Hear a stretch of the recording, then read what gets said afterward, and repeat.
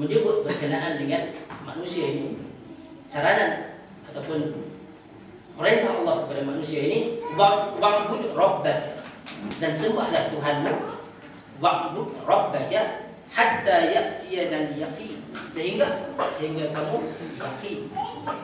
Apa maksud yakin dalam ayat itu? Kita sebut dah sebelum ini dalam sesi kuliah kita. Apa maksud yakin dalam ayat itu? Yakin di dalam ayat itu seperti mana yang ditafsirkan oleh Ibn Abbas, yakin dalam ayat itu adalah mati. Sembahlah Tuhanmu sampai datang kepadamu yang diyakini. Apa yang diyakini? Yang diyakini itu adalah maut, ajal.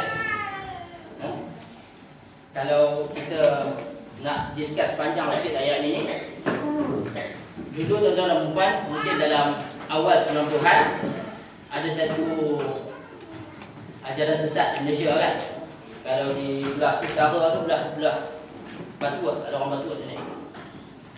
Dia berpandukan pada ayat ni.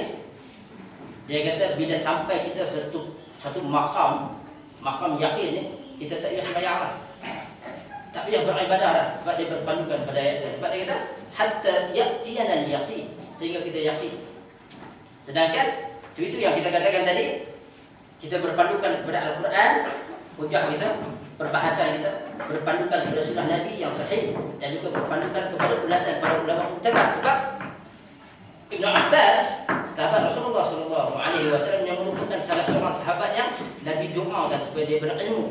Dia merupakan ulama di kalangan para sahabat, dan dia menafsirkan istilah yakin di dalam ayat ini yang merujuk kepada ajal maut.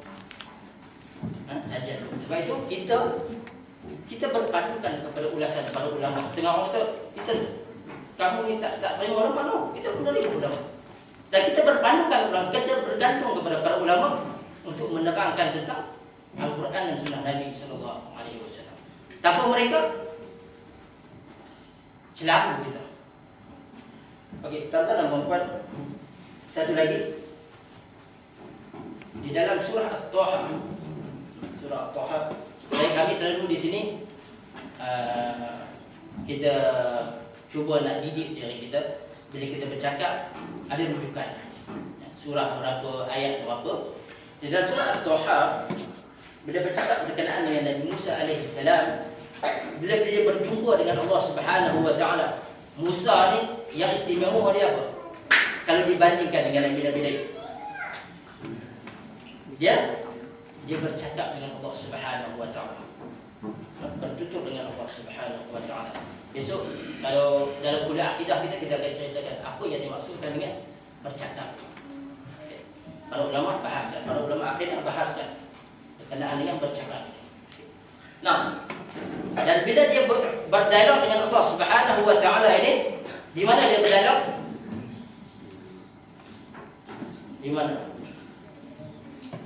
Di bukit. Jadi bila dia berdialog dengan Allah Subhanahu wa taala, perkara pertama yang Allah Subhanahu wa taala ingatkan pada dia apa? Innani ana Allah. Sesungguhnya aku adalah Allah. La ilaha illa ana. Tiada Tuhan melainkan aku. Fa'budni, maka sembahlah aku, wa aqimis solat, dan dirikanlah solat, li dzikri, for my remembrance, untuk mengingati.